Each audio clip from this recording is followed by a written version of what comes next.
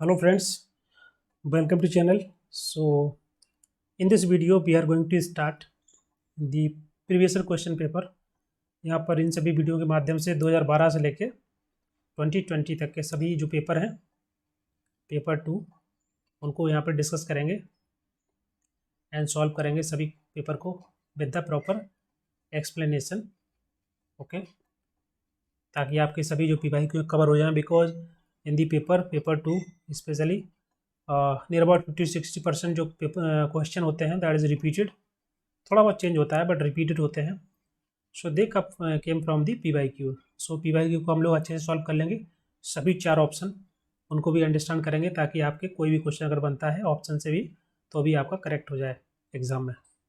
सो इन सबको डिस्कस करेंगे and in today video we will discuss the June 2012 paper 2, क्योंकि पहले पेपर 2 और पेपर 3 हुआ करता था। So we will discuss today paper 2, इसके कुछ क्वेश्चन डिस्कस करेंगे। सो बिफोर बिगिन, अगर कोई क्रैश कोर्स को ज्वाइन करना चाहता है they can join this crash course for the working professionals, जो भी जॉब करते हैं कहीं पर किसी NGO में या फिर कहीं भी, so they can also join the crash course. Special batch उनके लिए है। And for the foundation course for the MA student जो ऑलरेडी अभी सेकेंड ईयर या फर्स्ट ईयर में या फिर थर्ड ईयर में है, फोर्थ ईयर में, so they can also join this crash course or the full foundation course for the upcoming exam, जो नेक्स्ट एग्जाम होगा उसके लिए। And you can also join the Telegram channel, इसकी जो link है आपको यहाँ पर सोशल वर्क पोर्टल इस नाम से आप सर्च करेंगे तो आपको मिल जाएगी।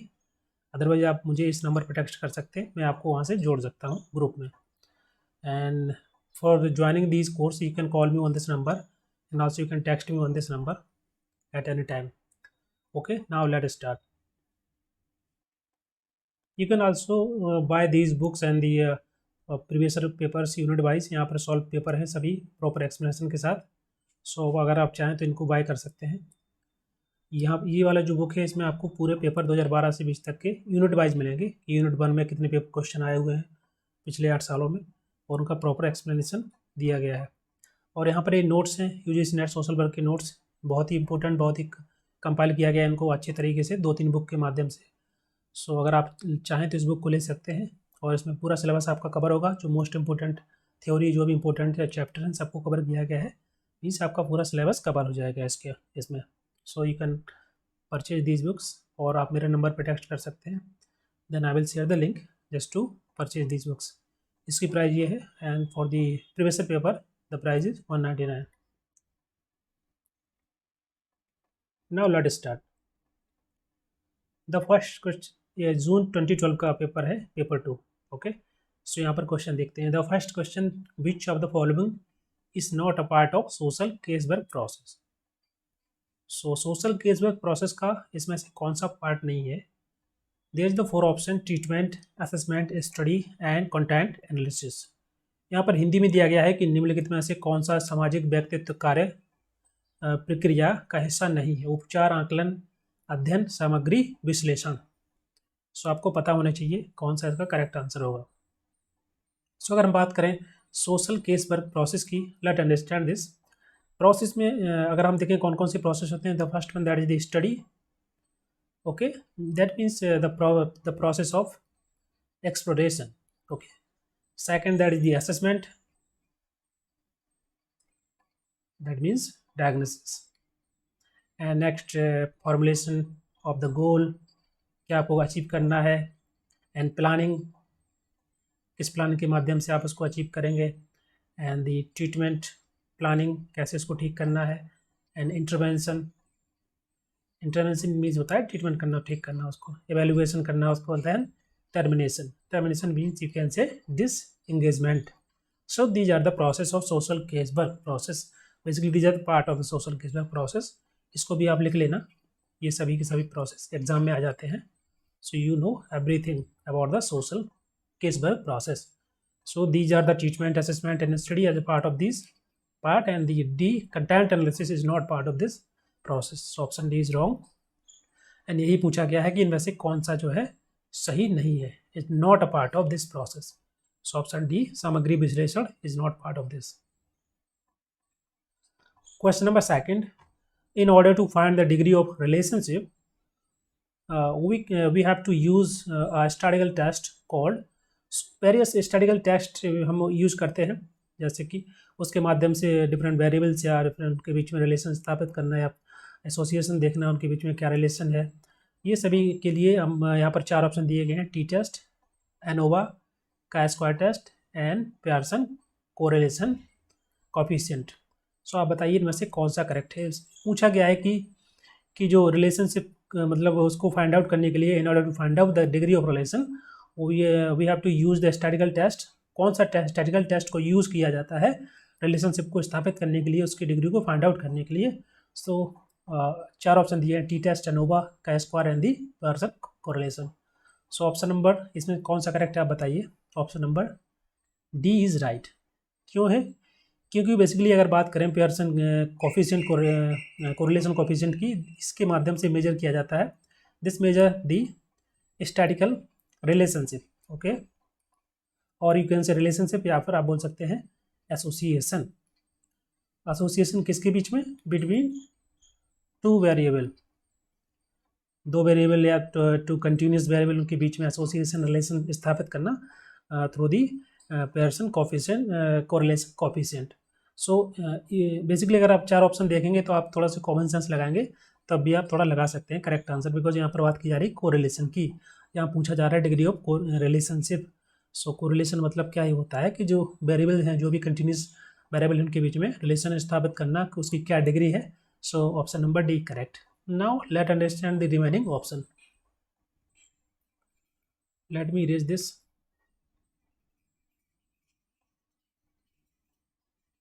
So now next that is the का स्क्वायर। व्हाट इज का स्क्वायर टेस्ट? आपने पढ़ा होगा थ्योरी में, यूनिट 5 में पढ़ा होगा का स्क्वायर टेस्ट क्या होता है। सो का स्क्वायर टेस्ट बेसिकली यूज होता है किसके लिए? To compare two variable. जो वेरिएबल्स होते हैं उनको कंपेयर करने के लिए। कौन कौन से वेरिएबल होते हैं? एक आपका ऑब्जर्व वैल्यू होती है, एक एक्सपेक्टेड वैल्यू होती है। आपने फार्मूला पढ़ा होगा उसका, इसका जो फार्मूला आप देख लेना, तो उसके माध्यम से आप ये जो वेरिएबल है उनको कंपेयर करते हैं। नेक्स्ट है इसमें आपका ANOVA. So what is ANOVA? One way analysis of variance. This is used to determine whether any difference between the two and more variables, दो या दो से अधिक जो वेरिएबल्स होते हैं उनके बीच में क्या डिफरेंस है, उसको डिटरमाइन करने के लिए हम एनोवा टेस्ट का यूज़ करते हैं। And the T test basically use for the compare the means. जैसे M1 M2 दो मीन्स हैं, तो कंपेयर करने के लिए, दो ग्रुप के बीच में कंपेयर करने के लिए टी टेस्ट का यूज करते हैं। सो आई होप आपको क्लियर हो गया होगा चारों ऑप्शन के बारे में। ऑप्शन नंबर डी करेक्ट हो जाएगा। इसको इरेज कर देते हैं।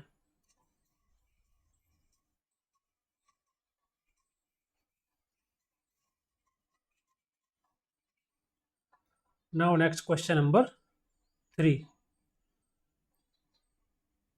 पेपर्स ऑन सोशल वर्क का Indian perspective was written by, किसके द्वारा ये पुस्तक जो है लिखी गई थी?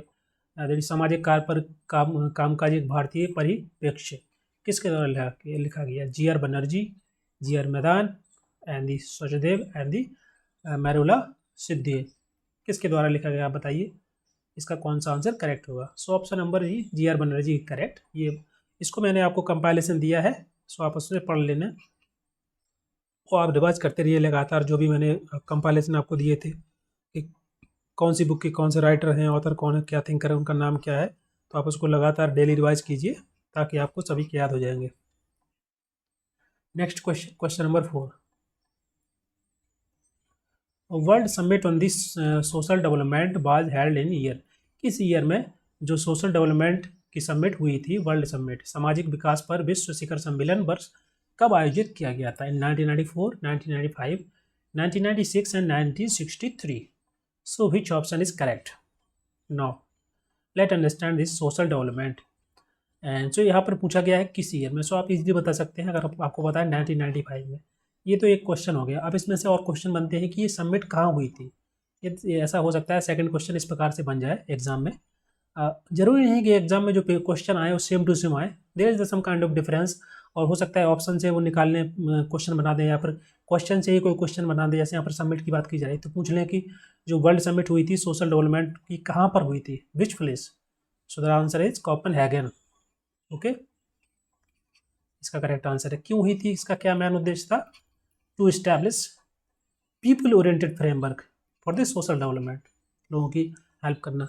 सो ये आपका ऑप्शन नंबर जो बी है करेक्ट हो जाएगा। क्वेश्चन नंबर 5, क्वेश्चन नंबर 5 को देख लेते हैं। The theory of demographic transition include. So theory of demographic transition include में क्या क्या इंक्लूड होता है ये बताना है। 4 ऑप्शन दिए, high birth rate, high death rate, rapidly falling death rate and high birth rate, and low birth rate and the low death rate, and all the above, सभी। सो इसका कौन सा करेक्ट है। So let understand this theory of demographic transition. So यहाँ पर अगर बात करें, यहाँ पर इस थ्योरी के अंदर अगर बात करें, ये सभी के सभी जो पैरामीटर होते हैं, चाहे वो बर्थ रेट का हो, डेथ रेट, IMR रेशियो, या फिर जो लाइफ एक्सपेक्टेंसी होती है, ये सभी के सभी इसमें इंक्लूड किए जाते हैं। और ये बेसिकली इसकी 4 स्टेजेस होती हैं। ओके, 4 स्टेज को देख लेते हैं। तो फर्स्ट स्टेज वैसे कि जिसमें आपका जो डेथ रेट होता है, that is death rate and IMR, infant mortality rate, ये हाई होता है, एंड लाइफ एक्सपेक्टेंसी ये शॉर्ट होती है। एंड सेकेंड जो स्टेज है उसमें बर्थ रेट हाई होता है, IMR, एंड जो डेथ रेट होता है वो लो होता है। आप इसको लिखते जाइए। और लाइफ एक्सपेक्टेंसी आपकी हाई होती है। लाइक फॉर एग्जांपल अफगानिस्तान, ये आपका एग्जांपल ले सकते हैं, ये USA का इन 1800 के समय वहाँ पर, मतलब इन 18th और इसके आसपास 1820 के आसपास वहाँ पर ये आपका डेमोग्राफिक ट्रांजिशन था USA के अंदर। तीसरा जो स्टेज है दैट इज़ दी जहाँ पर आपका बर्थ रेट लो होता है, लाइफ एक्सपेक्टेंसी भी लो होती है, सॉरी हाई होती है, एंड डेथ रेट जो है लो होता है। That is the example of Mexico, and वहाँ पर जो है डेमोग्राफिक ट्रांजिशन इस प्रकार का है। एंड फोर्थ स्टेज जो है इसको ले लेते हैं। यहाँ पर birth rate and death rate दोनों ही लो होते हैं। यहाँ पर और बोल सकते हैं कि जो यहाँ फॉर एग्जांपल अगर अब लें जो स्कैंडिनेवियन कंट्री है, जैसे स्वीडन है, ओके, इसका एग्जांपल ले लेते हैं। तो वहाँ पर जो है फोकस किया जाता है पीपल की हेल्थ पर, लाइफ लॉन्ग, और ओवरऑल वहाँ की जो पॉपुलेशन है वो स्टेबल हो चुकी है। सो यहाँ पर इस प्रकार का केस बनता है फोर्थ स्टेज, जहाँ पर बर्थ रेट और द रेट लो हो जाता है। So this is the example of Sweden. So these are the 4 stage of the demographic transition. So इसमें आपके सभी इंक्लूड हो जाएंगे, 4 ऑप्शन करेक्ट हो जाएंगे। Question number 6, pilot study refer to preliminary testing of the tools used for the research follow up the study are done within the year after the original study. Preliminary study conducted on the limited scale before the original study. And option D, that is the macro level study undertaken to the test of hypothesis. So यहाँ पर हिंदी में दिया गया, पढ़ सकते हैं। Now इसका correct answer क्या होगा बताइए। Pilot study refer to, pilot study अध्ययन को आप किससे संदर्भित करेंगे।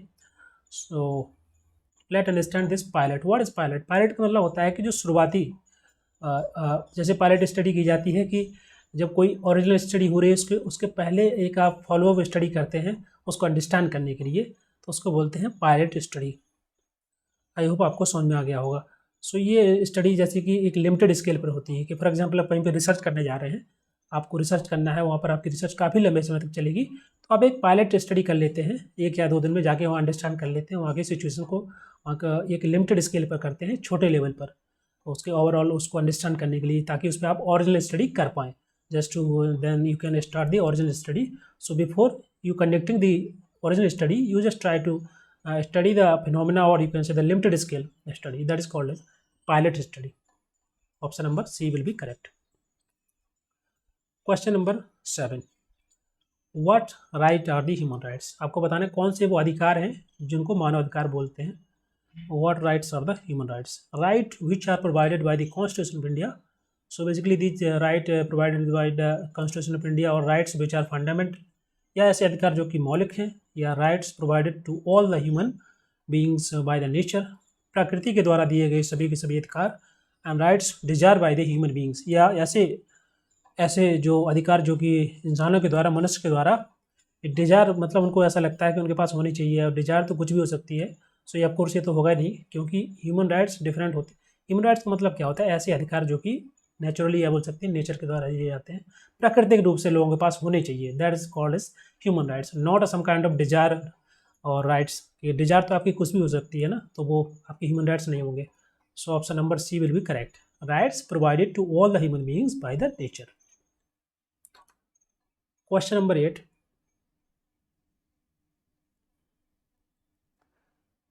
Diagnostic school of social case work was developed by, किसके द्वारा? ये जो है चार ऑप्शन दिए हैं, रॉस, जंग, रैंक एंड मैरी रिचमंड, किसके द्वारा ये जो है डायग्नोस्टिक अप्रोच को इंट्रोड्यूस किया गया था, बोल सकते हैं, या डेवलप किया गया था सोशल केस वर्क।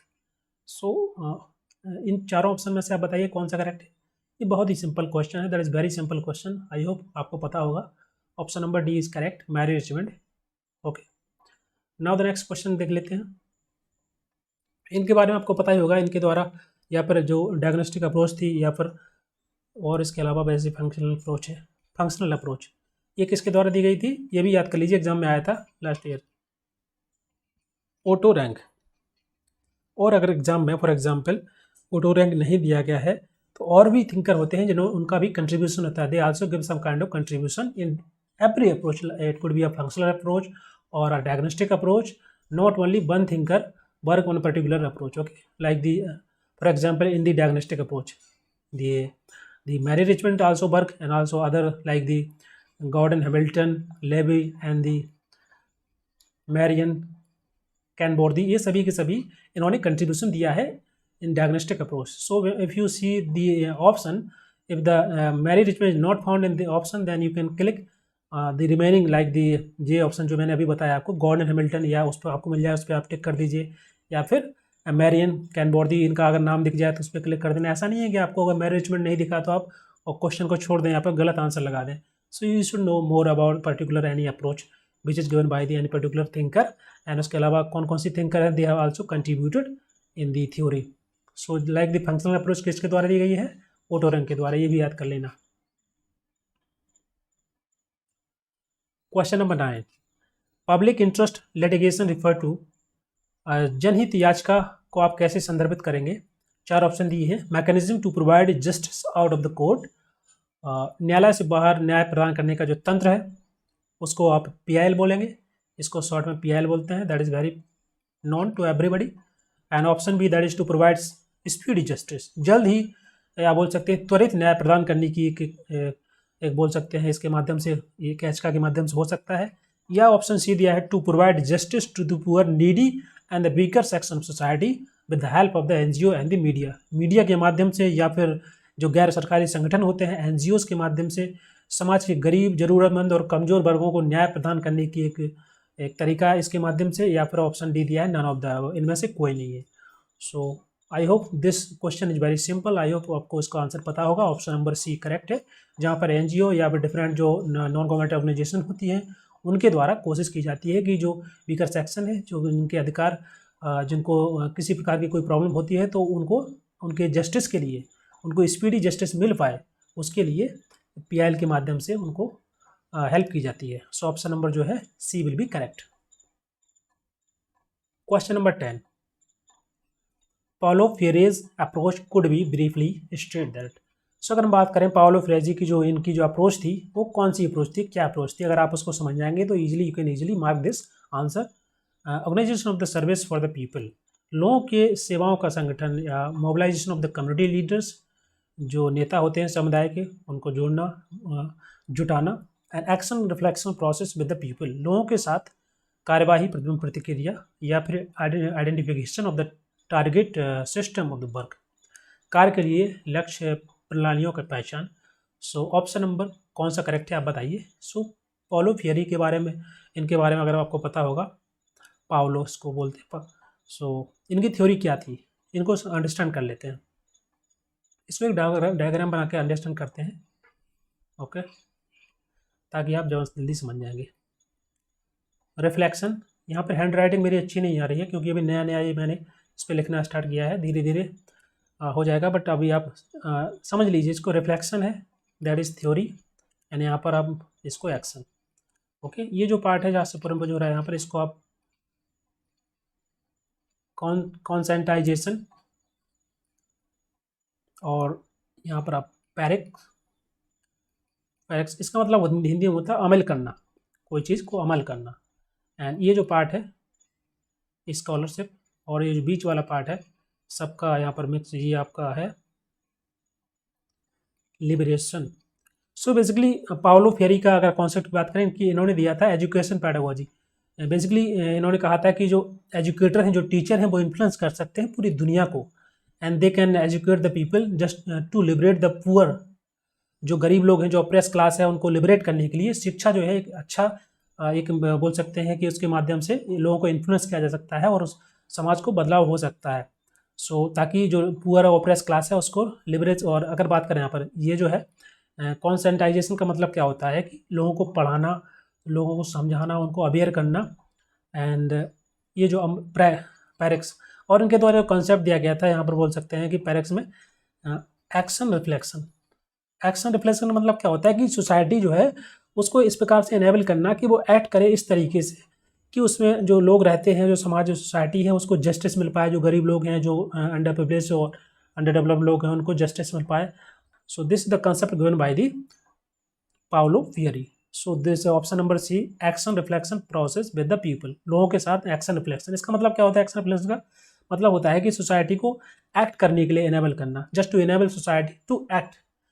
किस तरीके से एक्ट करना? In such a way that produce justice and allow the mankind to flourish.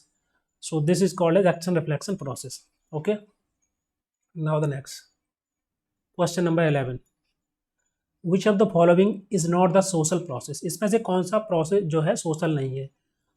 Accommodation, अकल्ट्रेशन, एनिगलेशन और एसिमिलेशन।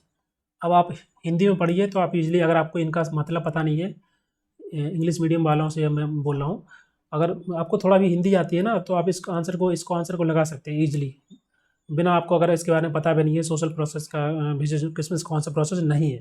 देखिए यहाँ लिखा है आवास, अभिवृद्धि, विनाश और आत्मसात।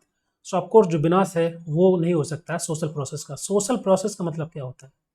सोशल प्रोसेस में विनाश नहीं आ सकता ना, एनिहिलेशन का मतलब विनाश ही होता है। तो ये ऑप्शन कभी नहीं होगा।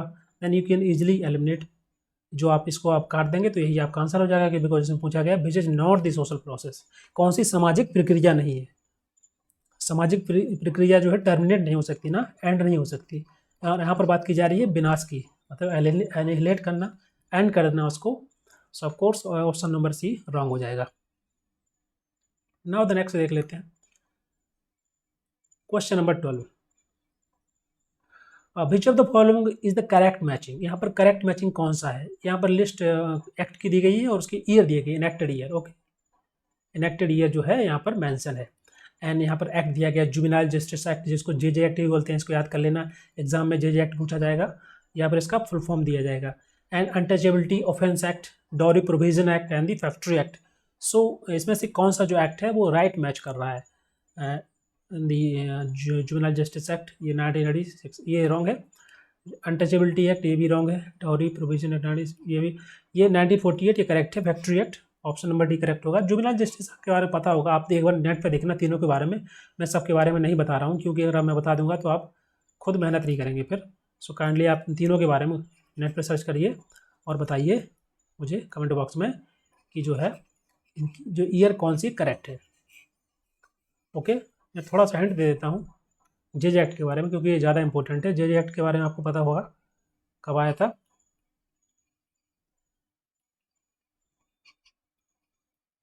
तो ये ईयर है, अब आप खुद देख लीजिएगा और इसको अच्छे से याद कर लीजिएगा क्योंकि सब कुछ बताने से फिर आप लोग पढ़ेंगे नहीं, फिर सब ऑप्शन क्वेश्चन देख लेंगे। Question number 13, Panchayati Raj institution in India have bought it about one of the following? Bharat में पंचायती राज जो संस्थाएं हैं उनके बारे में आपको बताना है निम्नलिखित में से किसको लाया गया है? Eradication of the untouchability and the land ownership to the depressed class and a formal representation of the weaker section in the village governance and the spread of education, शिक्षा का प्रचार प्रसार करना। तो इन चारों में से कौन सा option that is come under the PRI in India? बताइए कौन सा करेक्ट है इसका आंसर। ये सिंपल क्वेश्चन है, that is very simple question, आपको पता होगा। So option number C, the formal representation of the weaker section in the village governance, मतलब होता है कि गांव की जो गवर्नेंस होगी, जो ग्रामीण शासन होगा, उसमें जो बीकर सेक्शन है, जो कमज़ोर लोग हैं, सबका उसमें रिप्रेजेंटेशन होगा, फॉर्मल रिप्रेजेंटेशन होगा, उसके माध्यम से पीआरआई चलता है। ओके, पावर का डिसेंट्रलाइजेशन करना, इसी को बोलते हैं ना। तो ऑप्शन नंबर सी करेक्ट हो जाएगा। Question number 14, who is the author of the book social group work a helping process. इस बुक के लेखक कौन है, आप बताइए, किसके द्वारा इसको लिखा गया है। Wilson G and Ryland and Trecker H B, H U. Phillips and D G Konopka. बताइए कौन सा आंसर करेक्ट। ये जी का मतलब होता है गैसेल, गैसेल कोनपका, यही आंसर करेक्ट है, डी। इनके द्वारा ये जो बुक लिखी गई थी, social group work helping process, Gisela Konopka. Question number 15, the objective of the social legislation, इसका मतलब क्या होता है, जो सामाजिक कानून है उसका उद्देश्य क्या होता है। What is the objective of the social legislation, is to solve the social problem और just to bridge the gap between the current needs and the existing law and just to make the new law, या नए कानून बनाने के लिए केवल social legislation बनाए जाते हैं, क्या इसका यही उद्देश्य है, या फिर to revive the law and the problems, जो भी समस्याएं हैं कानूनों की समीक्षा करना। So which option is correct in this question. So what is the objective of the law social legislation, आप बताइए कौन सा करेक्ट होगा। The main objective of the social legislation is to bridge the gap between the current needs and the existing law, option number B correct हो जाएगा। Question number 16, manifestation of repressed ideas in the form of finer things, sublimation, ambivalence, compensation and fixation, इसको हिंदी में बोलते हैं उदात्तीकरण और उभयविधता, मुआवजा and निर्धारण। बहुत ही कठिन है, आप पढ़ लीजिए हिंदी वाले। इसका कौन सा करेक्ट है आप बताइए। मैनिफेस्टेशन, मैनिफेस्टेशन मतलब क्या होता है, इसका मतलब होता है कि दिखाना, प्रदर्शन करना। ओके, सो कौन सा करेक्ट आंसर होगा, इसका आंसर होगा ऑप्शन नंबर ये, सब्लिमेशन। सब्लिमेशन का मतलब क्या होता है, सब्लिमेशन होता है उच्च बनने की एक प्रक्रिया, मतलब आगे उभरने की प्रक्रिया। तो ये ऑप्शन नंबर जो है 1 करेक्ट हो जाएगा।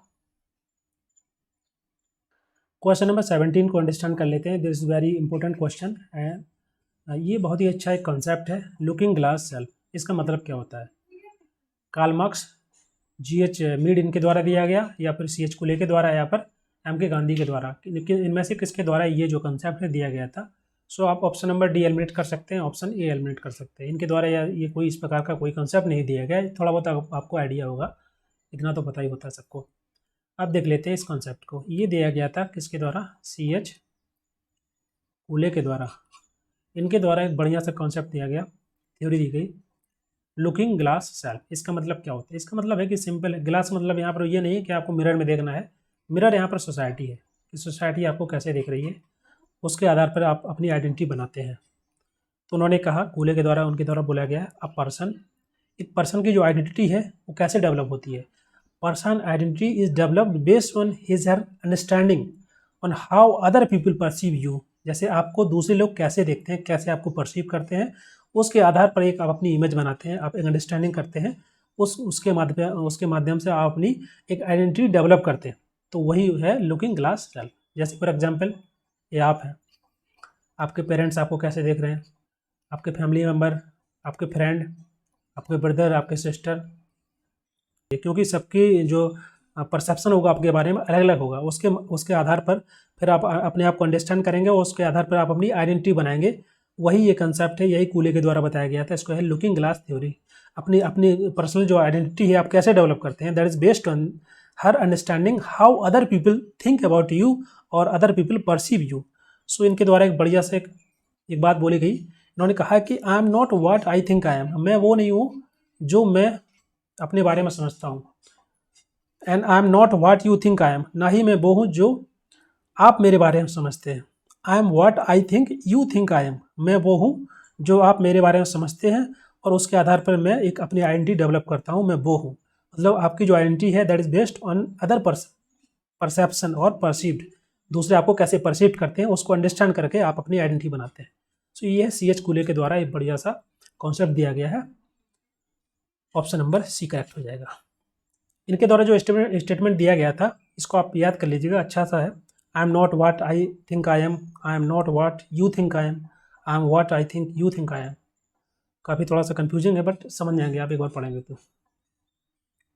Question number 18, operationalisation of variables in social work research means, इसका मतलब क्या है बताइए। यहाँ वेरिएबल्स की बात की जा रही है, यहाँ पर सामाजिक कार्य अनुसंधान में, सोशल वर्क रिसर्च में, यहाँ जो चर होते हैं, जो वेरिएबल्स होते हैं, उनका परिचालन का मतलब क्या होता है। इसका मतलब होता है, बताइए आप क्या है सही।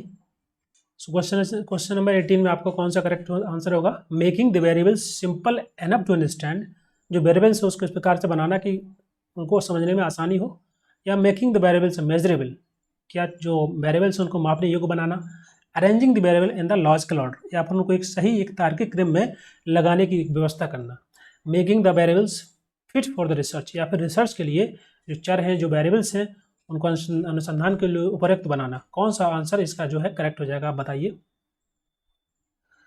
Making a variable simple enough to understand, या उनको अंडरस्टैंड करने के लिए, तो ऑफकोर्स इसका आंसर आपको पता ही होगा कि जो चर हैं, जो वेरिएबल्स होते हैं, उनको इस प्रकार बनाना ताकि उनको मेजर किया जा सके। Okay, that could be a measurable. Option number B is correct, making the variables measurable, क्योंकि रिसर्च में वर्क में हमें क्या करना है वेरिएबल के साथ, उनको मेजर ही तो करना है। तो ऐसे that should be a variable in the end you can से the making the variables that is could be a measurable, उनको मापने योग्य बनाना, उनको मेजरेबल बनाना, उसको बोलते हैं operationalisation of the variables. Next question, question number 19, which of the following is not a correct match, इसमें से कौन सा जो है करेक्ट मैच नहीं है, नॉट करेक्ट मैच है। आर्य समाज, ब्रह्म समाज, प्रार्थना समाज, यहाँ पर सत्य शोधक समाज। यहाँ पर उनके सभी के फाउंडर के नाम दिए गए हैं। आर्य समाज देख सकते हैं, स्वामी दयानंद सरस्वती, राजा राम मोहन राय, रामाबाई रानडे एंड ज्योतिबा फुले। सो आर्य समाज स्वामी दयानंद सरस्वती के द्वारा ये करेक्ट है, इतना आपको पता होना चाहिए। ब्रह्म समाज की स्थापना की थी राजा राम मोहन राय के द्वारा, और प्रार्थना समाज की स्थापना की गई थी किसके द्वारा, किसके, ये गलत है, यहाँ पर होगा प्रार्थना समाज। सत्यशोधक समाज की स्थापना की गई थी ज्योतिबा फुले के द्वारा, ये भी करेक्ट है। अब सी का आंसर क्या, इसका आंसर क्या होगा, प्रार्थना समाज के द्वारा किसके द्वारा की गई थी, आत्माराम पांडु रंग के द्वारा, इनको लिख लेना, ये करेक्ट हो जाएगा आपका सी, क्योंकि पूछा गया which is not correct matching. Question number 20, the book social diagnosis was written by, किसके द्वारा ये पुस्तक है जो लिखी गई थी, social diagnostic, Mary Richmond, Joseph Luft and Perlman Ross. Option number 1 correct हो जाएगा, सिंपल है, बहुत ही सिंपल क्वेश्चन है। Question number 21, assertion reason question है, यहाँ पर आपको बताना है कि ये जो स्टेटमेंट दिए हैं क्या ये करेक्ट है, या फिर करेक्ट है तो क्या ये जो रीजन दिया है that is going to right explanation of the assertion. ये so let understand this. Assertion में दिया है पंचायती राज इंस्टीट्यूशन जो PRI है, आप provided women's representation in the local self government institutions in the rural area, जो ग्रामीण क्षेत्र हैं वहाँ पर जो PRI का जो काम होता है, उसमें PRI जो संस्थाएं बनाई गई हैं उसमें महिलाओं का जो रिप्रेजेंटेशन है सेल्फ गवर्नमेंट में, लोकल गवर्नमेंट बॉडी में, यहाँ पर बताया गया है। तो आपको पता होना चाहिए है कि नहीं, पहले तो आपको ये पता होना चाहिए कि महिलाओं का रिप्रेजेंटेशन कितना है, क्योंकि एग्जाम में हो सकता है ये पूछ ले कि महिलाओं का जो वीमेन रिप्रेजेंटेशन है कितना है, दैट इज दी, कितना है बताइए आप बताइए सर्च करके कितना है, ये आपका 30% है। ओके, कौन से अमेंडमेंट के अंतर्गत इसको ऐड किया गया था, 64 शायद, इसको देख लीजिएगा, 30% रिजर्वेशन है।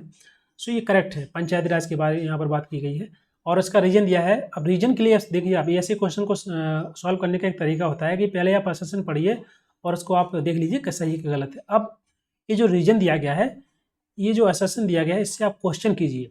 ओके, यहाँ पर जैसे ये पढ़ लिया आपने कि जो पंचायती राज इंस्टीट्यूशन है उसने प्रोवाइड किया है वीमेन रिप्रेजेंटेशन, जो लोकल सेल्फ गवर्नमेंट बॉडी होती है वहाँ पर रूरल एरिया में, क्योंकि यहाँ पर रीजन दिया है क्योंकि Panchayati Raj institution facilitate capacity building and empowerment of women, क्योंकि इसका रीजन दिया है कि पंचायती राज इंस्टीट्यूशन में PRI में जो महिलाओं की कैपेसिटी बिल्डिंग करना, उनको एम्पावर करना, उनको सशक्तिकरण, उनको जो क्षमता निर्माण करना, ये PRI के अंतर्गत आएगा। मतलब PRI उसको फैसिलिटेट करता है। सो क्या करता है आपको पता है। सो ऑफकोर्स ये PRI ये भी सही दिया गया है कि जो PRI है वो फैसिलिटेट करता है महिलाओं का उनका एम्पावरमेंट हो सके, उनकी कैपेसिटी बिल्डिंग हो सके, तभी तो उनको रिप्रेजेंटेशन दिया गया है ना 30%। सो ये रीजन भी सही दिया गया है। सो जब भी आप ऐसे क्वेश्चन सॉल्व करें, आप काइंडली आप जो रीजन दिया गया है उसको यहाँ पर क्यों, जो हिंदी वाले हैं उसको ऐसे समझें, आप क्योंकि लगा दें। ये ऐसा बताया गया है क्योंकि रीजन ये दिया गया है। अगर वो आपका जो रीजन सही होगा आपको पता चल जाएगा, आपको नहीं गलत होगा तो भी पता चल जाएगा। ये तरीका होता है। आप अपने अकॉर्डिंग भी ऐसा कुछ अंडरस्टैंड मतलब डेवलप कर सकते हैं थोड़ी सी, कैसे क्वेश्चन को सॉल्व करना है, क्योंकि ये क्वेश्चन थोड़ा सा ट्रिकी होते हैं। इसमें आपको सोचना ज़्यादा होता है। थोड़ी सी आपकी खुद की अंडरस्टैंडिंग अगर अच्छी होगी ना तो ये क्वेश्चन आपके गलत नहीं होंगे, क्योंकि इसमें ज़्यादा कुछ होता नहीं है। बस थोड़ा सा आपको समझना है कि ये जो स्टेटमेंट दिया है क्या बोल रहा है, किसके बारे में बोल रहा है, और जो रीजन दिया गया है क्या वो क्वेश्चन जो असर्शन दिया है उसके बारे में बता रहा है कि नहीं बता रहा है, क्या उससे रिलेटेड है कि नहीं है। तो ये थोड़ी सी आपकी जो क्रिटिकल थिंकिंग होती है उसके माध्यम से आप इजीली अंडरस्टैंड कर पाएंगे। और जो थिंकिंग आपकी डेवलप कैसे होगी, आप लगातार प्रैक्टिस करेंगे तो आप इजीली इस प्रकार के क्वेश्चन को इजीली सॉल्व कर पाएंगे, गलत भी नहीं होंगे। क्योंकि इस क्वेश्चन में क्या है, आप देखिए यहाँ पर ये क्वेश्चन में बोला गया है, सिंपल देखिए यहाँ पर बात की जा रही है पीआरआई की। ओके, अब पीआरआई जो है फैसिलिटेट करता है वीमेन को, उनकी जो रिप्रेजेंटेशन है वो वहाँ पर लोकल बॉडी में होती है। तो ये सही दिया है। और इसका रीजन दिया है पीआरआई के बारे में, यहाँ पर बताया गया है कि जो पीआरआई है वो फैसिलिटेट करता है वीमेन को उनके एम्पावरमेंट करने के लिए, उनकी कैपेसिटी बिल्डिंग के लिए। तो ये भी सही दिया गया है। तो ऐसे आप इजीली इनको लगा सकते हैं। सो पहला जो ऑप्शन बी करेक्ट हो जाएगा। Question number 22, the protection of women by the Domestic Violence Act 2006 has increased the responsibility of the family, and the reason दिया है the protection of women by Domestic Violence Act will further weaken the already weak institution of the family. So अब देखिए इस question में आप question को पढ़ेंगे और घबरा जाएंगे, क्योंकि यहाँ पर एक्ट की बात की जाएगी। आपको लगेगा कि मुझे एक्ट के बारे में पता नहीं है, so I can't solve this question. But question में पूछा क्या गया, आप देखिए तो सही। यहाँ पर बोला गया है कि महिलाओं का जो प्रोटेक्शन है, घरेलू जो हिंसा होती है उनके खिलाफ में, जो डोमेस्टिक वायलेंस एक्ट बनाया गया था 2006 वाला, तो उसमें महिलाओं की सुरक्षा के लिए परिवार की जिम्मेदारी बढ़ गई है। तो ऑफकोर्स परिवार की बढ़ेगी, क्योंकि जो महिलाएं कहाँ रहेंगी, फैमिली में रहती हैं, तो फैमिली की जिम्मेदारी बढ़ेगी ही, जो एक्ट है इसके अंतर्गत। और यहाँ पर रीजन दिया गया है कि जो प्रोटेक्शन ऑफ वीमेन जो एक्ट है that further weaken the already weaken institution, हमारे फैमिली के जो मतलब जो फैमिली एक बोल सकते हैं इंस्टीट्यूशन है, जो मैंने आपको बताया था सेकंड थर्ड यूनिट में, तो जो ऑलरेडी वीक है। तो ये कैसे, ये थोड़ी बताया गया इस एक्ट के अंतर्गत कि जो फैमिली सिस्टम है वो वीकन है, या जो फैमिली इंस्टीट्यूशन जो वीकन है ऑलरेडी बहुत ज़्यादा वीकन होता जा रहा है, ऐसा कुछ नहीं है। ये एक्ट किसके बारे में, ये है एक्ट वीमेन के बारे में, उनको प्रोटेक्ट करने के लिए, जो उनके अगेंस्ट में डोमेस्टिक वायलेंस होता है उसको रोकने के लिए है। सो ये यहाँ पर बात की गई है फैमिली रिस्पॉन्सिबिलिटी की, ठीक है, ये करेक्ट हो जाएगा। बट यहाँ पर जो रीजन दिया गया है कि महिलाओं की प्रोटेक्शन करने के लिए जो एक्ट बनाया गया था वो और भी ज़्यादा वीकन कर देता है फैमिली स्ट्रक्चर को, फैमिली इंस्टीट्यूशन को, जो वीकन ऑलरेडी से कमज़ोर है। तो ऐसा कुछ नहीं है, ये ऐसा कुछ बात नहीं की गई इस एक्ट में। ये कॉमन सेंस है, सो आप इजीली लगा सकते हैं कि रीजन गलत है। ऑप्शन नंबर सी करेक्ट हो जाएगा। Question number 23, professional prejudice is threatening the growth of medical social work in India. इसका रीजन दिया गया है lack of conviction on the part of the medical social worker is the reason. इसका reason दिया गया है, क्या रीजन दिया गया है, लैक ऑफ कन्विक्शन। और यहाँ पर पूछा गया है कि जो प्रोफेशनल प्रेजुडिस है, जो पहले से जो एक बना लिया जाता है परसेप्शन किसी चीज़ को लेकर के, इसका मतलब होता है नीचे गिराना, कमज़ोर करना। जिस प्रकार से अगर बात करें इंडिया में मेडिकल सोशल वर्क की जो ग्रोथ है वो धीरे मतलब विफल हुई है, या उसकी ग्रोथ उतनी नहीं हो पाई है just because of the prejudice, professional prejudice. ये करेक्ट दिया गया। रीजन दिया गया है कि lack of conviction on the part of medical social workers is reason. इसका रीजन दिया गया है क्योंकि जो मेडिकल सोशल वर्कर हैं, और अगर यहाँ पर बात की जा रही है कि जो दो से मतलब कन्विक्शन का मतलब क्या होता है, लैक ऑफ कन्विक्शन का मतलब होता है कि जैसे कोई सज़ा होती है उसकी कमी की वजह से ये रीजन दे रहे हैं। तो रीजन क्या करेक्ट है, ऑफ कोर्स ये रीजन नहीं है लैक ऑफ कन्विक्शन। अब इंडिया की बात करें अगर मेडिकल सोशल वर्क की, तो उसकी ग्रोथ क्यों नहीं हो पा रही, इसका मतलब ये थोड़ी है यहाँ पर ये जो रीजन गलत है। इसके बहुत सारे रीजन है। देखिए मेडिकल सोशल वर्क का ग्रोथ क्यों नहीं हो रहा है, क्योंकि एक तो उतनी अवेयरनेस नहीं इंडिया के अंदर, ठीक है, और अभी धीरे धीरे ग्रो कर रहा है, इसकी शिक्षा पे भी अभी फोकस किया जा रहा है और अभी धीरे धीरे इंप्रूवमेंट हो रहा है। तो ये इसका रीजन हो सकता था, बट ऐसा कुछ दिया नहीं गया है इसमें। सो आप रीजन गलत है इसमें। सो आप देख लीजिए कौन सा करेक्ट होगा। ये sir option number C correct हो जाएगा। Question number 24, most of the development programmes have failed in benefiting the target groups. जो टारगेट ग्रुप कौन से होते हैं, मतलब जिसके लिए प्रोग्राम बनाया गया है। फॉर एग्जांपल ट्राइबल पीपल है तो उनके लिए अलग से प्रोग्राम बनाए जाते हैं उसी प्रकार के, या फिर फार्मर है तो उनके लिए उस प्रकार के प्रोग्राम बनाए जाते हैं एग्रीकल्चर को लेकर के। तो मतलब टारगेट मतलब होता है कि जिसके लिए प्रोग्राम बनाए गए हैं। तो ऐसे बहुत सारे ऐसे डेवलपमेंट प्रोग्राम हैं वो फेल हो गए हैं। सो ये बात क्या सही है, आप बताइए। देखिए अब इसमें थोड़ा सा आपको सोचना होगा कि इंडिया में जो प्रोग्राम बनाए जाते हैं, कोई भी टारगेट ग्रुप हो, चाहे वो जो फार्मर हो, ट्राइबल पॉपुलेशन हो, या कोई भी हो, या आमजन हो, तो जो प्रोग्राम बनाए जाते हैं ऑफकोर्स वो चलते हैं और सही सफल भी होते हैं। बट क्या सभी के सभी सफल होते हैं? ऑफकोर्स नहीं होते हैं, बहुत सारे प्रोग्राम होते हैं फेल हो जाते हैं। तो यहाँ पर वही बात की गई, most of the development programme has failed in benefiting the target group. तो ये सही भी हो सकता है, ओके। और बहुत सारे प्रोग्राम सक्सेस भी होते हैं। अब नेक्स्ट रीजन दिया गया है, क्योंकि यहाँ पर बताया गया है कि जो डेवलपमेंट प्रोग्राम फेल हो रहे हैं उसका कारण क्या है। Developmental administrators lack the right approach and commitment. जो प्रशासक होते हैं उनका एक सही दृष्टिकोण और उनकी जो प्रतिबद्धता होती है काम के प्रति, जिम्मेदारी, रिस्पॉन्सिबिलिटी, ऑब्लिगेशन, जो कमिटमेंट होता है वो सही नहीं है, मतलब उसमें कमी है। तो अगर यहाँ पर बात की जा रही है डेवलपमेंट प्रोग्राम की फेल होने की, तो अगर फेल क्यों होंगे, कोई प्रोग्राम फेल क्यों होगा? सरकार के द्वारा कोई अगर स्कीम बनाई जाती है तो बाद में जो काम किसका होता है? एडमिनिस्ट्रेटर का ही होता है ना, कि वो उस पॉलिसी को प्रोग्राम में कन्वर्ट करे, उसको सही तरीके से इम्प्लीमेंट करें। तो ये जो एडमिनिस्ट्रेशन की बात की जा रही है इसमें सही दिया गया है। उन्हीं की उनकी उनकी बिल, उनकी कमिटमेंट, उनकी जो राइट अप्रोच अगर सही नहीं होगी तो प्रोग्राम फेल हो जाएंगे, क्योंकि सरकार का काम होता है कानून बनाना, पॉलिसी बनाना, इम्प्लीमेंट करना का काम किसका होता है? एडमिनिस्ट्रेटर का होता है। सो ये इसका सही आंसर दिया गया है। सो ऑप्शन नंबर ये है करेक्ट हो जाएगा। Next question,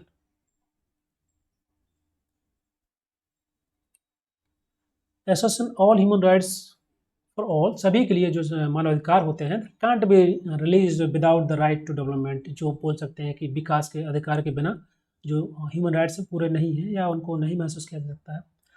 right to development ensure the realisation of human rights. जो राइट टू डेवलपमेंट है, जो विकास का अधिकार है, वो इंश्योर करता है, या बोल सकते हैं कि उससे लगता है कि जो आप उसको रियलाइज कर सकते हैं, अंडरस्टैंड कर सकते हैं ह्यूमन राइट्स को। जो आपके ह्यूमन राइट्स होते हैं, जो मानवाधिकार होते हैं, उसमें राइट टू डेवलपमेंट जो है, विकास का जो अधिकार है, बहुत ही इंपॉर्टेंट होता है। तो दैट इज़ करेक्ट, सही है। इसमें आपका ये करेक्ट दिया गया है, उसको एक्सप्लेन भी कर रहा है, बिकॉज यहाँ पर बात की जा रही है राइट टू डेवलपमेंट की, और उसको यहाँ पर एक्सप्लेन भी किया जा रहा है। तो ये सही हो जाएगा आपका, ओके। सो 25 का ये हो जाएगा। तो ये आपके 25 क्वेश्चन थे, एंड नेक्स्ट वीडियो में डिस्कस करेंगे 25 से 26 से। सो नेक्स्ट वीडियो में डिस्कस करेंगे 26 से क्वेश्चन नंबर 50 तक। और इसी प्रकार से हम लोग सभी 2012 से लेकर 2020 तक के सभी क्वेश्चन डिस्कस कर लेंगे। आप लोग पढ़ते रहिए, अभी आपके पास समय है। और अपना ध्यान रखिए, अपने हेल्थ का ध्यान रखिए, और अपनी फैमिली का ध्यान रखिए, अच्छे से पढ़िए। Thank you very much for today discussion.